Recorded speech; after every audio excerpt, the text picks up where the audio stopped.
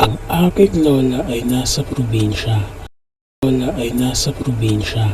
Gawa lamang sa kahoy ang aming tahanan. Wala silang kuryente pero meron silang baterya ng sasakyan na ginagamit para makapag-charge ng cellphone at para sa ventilador na kahit papaano ay pwedeng buksan kung lubhang mainit ang panahon. Minsan ay narinig ko ang usap-usapan ng mga taga roon sa amin. Tuwing 3:00 daw ng madaling araw ay may kumakatok. Kung isa lang daw o dalawa ang katok ay huwag mo itong bubuksan agad. Sa ikatlo ay saka mo lamang ito buksan. Pero naisip ko, kung ako ang kakatukin sa ganong oras, ay tiyak na di ko pagbubuksan. Sumapit ang gabi. Si Lola ay natutulog sa papag at ako ay sa sahig. Ngunit nagulat ako sa isang katok sa pinto. Nakaramdam ako ng takot at pagkabalisa. Naalala ko ang usap-usapan ng mga taga roon, ngunit isang katok pa. Gusto kong tanungin kung sino ba ang kumakatok. Ngunit kahit ang lakas ng loob na magsalita ay naglaho na.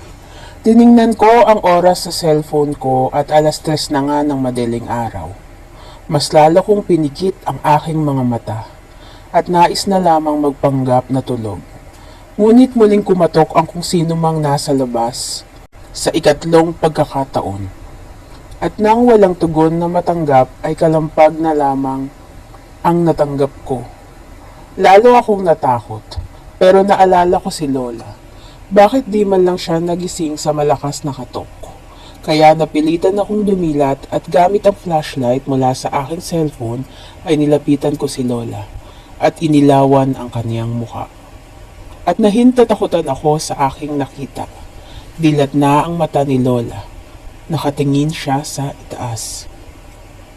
Huminto na ang kalampag sa pintuan. Gamit ang aking mga daliri ay pinikit ko ang mga mata ni Lola. Lola! Sigaw ko sabay hagulgol. Malakas. Ang kaninang takot ay napaligtan ng hinagpis ng pagluluksa. Mas nakakatakot sa 3 katok. Ang kamatayan ng isang mahal sa buhay. Napahinto na lang ako sa pagtangis. Nang marinig ko ang pagtawag ng mga taga roon. Dinig na dinig siguro ang palahaw ko kaya nagsidatingan sila.